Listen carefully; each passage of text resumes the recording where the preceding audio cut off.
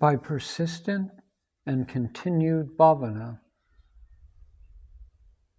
I am the Brahman self, the Absolute. All thoughts and feelings of differentiation of self and non-self will drop off, and permanent abidance in Brahman self will be achieved. This bhavana, I am self-Brahman, becomes one's truest and deepest intention and manifests as abiding faith and devotion, but is only possible for those who use keen self-inquiry and are intent on knowing the self, and not those who are indifferent to self-knowledge. Indifference in regard to inquiry into the truth of oneself is the storehouse of ignorance and the cause of obstacles and trouble, blocking the view of the self and creating in a split second all sorts of illusion and harassments of mental worry. Non-inquiry renders bhavana impossible. In short, non-inquiry will steep one in the ocean of samsara, bondage. Therefore, the habit of non-inquiry must be overcome in order for one to be fixed in the bhavana which leads to abidance in the self. Inquiry should be made this way, with the kind help of the Satguru. One should inquire, who am I?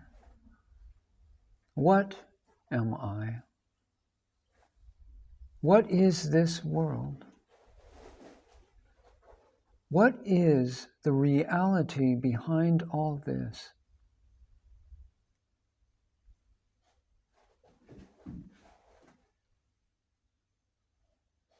Staying in the company of the wise, sages and saints and sadhus, all those pursuing or living from the bliss of the self, and one respectfully questions the Satguru Jnani by first becoming clear on the objective to be obtained. This is an important aspect of inquiry. After becoming clear on the objective, that all is Brahman self, then firmly abide until the self is unmistakably and directly experienced. The conscious introspective concentration of self-inquiry, who am I, kills all thoughts and destroys the dense darkness of ignorance. It effaces all worry, removes all obstacles, and illuminates the intellect with the radiance of pure awareness and cosmic intelligence. It wipes out all conceptual confusion and transforms a host of impending disasters into auspicious events. Lastly, this conscious, introspective self-inquiry destroys all afflictions of the ego mind.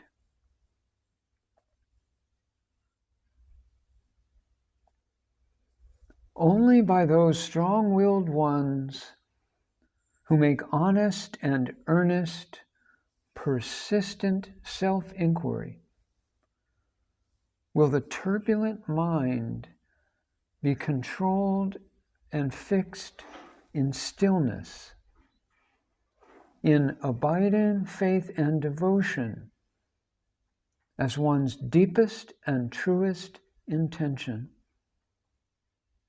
bhavana.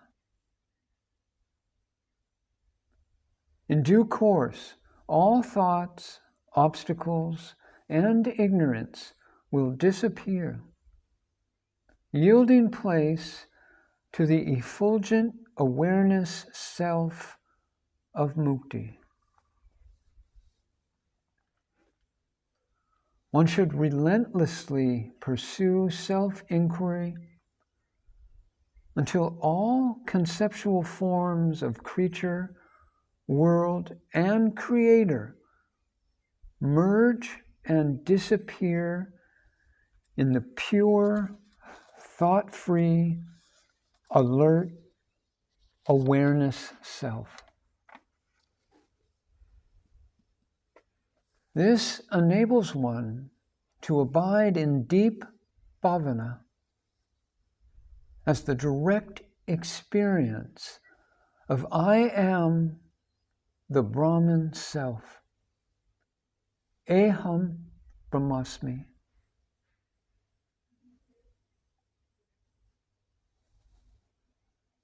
It is only the mind as thoughts which appears as the world of bondage. There is no world other than the mind.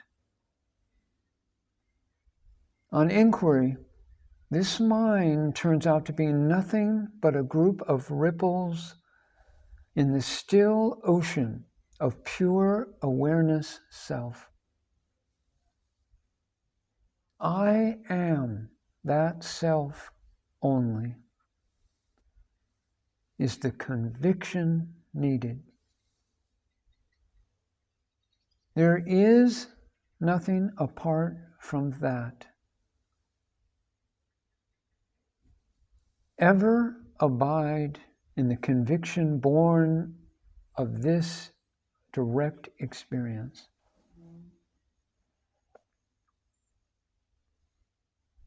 Once again, there is no world apart from the mind. What appears as the world is only thoughts or mind. If the mind is investigated, it turns out to be nothing more than a bundle of thoughts based on the primary thought belief, I am the body, called ego. If this egoic movement or false I, pseudo-entity, is inquired into and its identity searched for, it gets swallowed up without a trace in the self. Maintain this firm bhavana, this deep and true conviction, this abiding faith and devotion that I am the self. Until that state of self becomes abiding and spontaneous, free from effort, faith, and devotion. In the pure awareness self, the universe is born, maintained, and dissolved as the mind.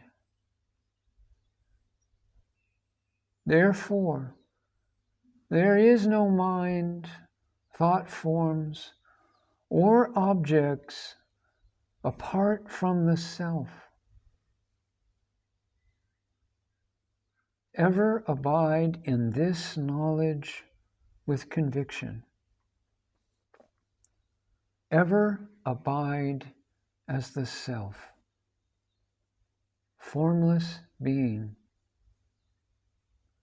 by the direct experience that there are no thought forms of creature, world, and creator apart from the mind,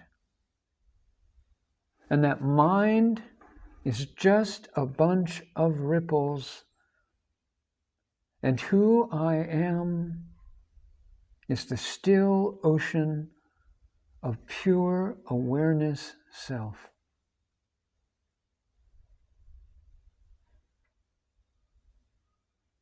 Even the world seen in my nocturnal dream is not apart from the self, but only the creation of self. And likewise, the world of my waking state as a daytime dream is a creation of self, seen in the medium of my pure awareness.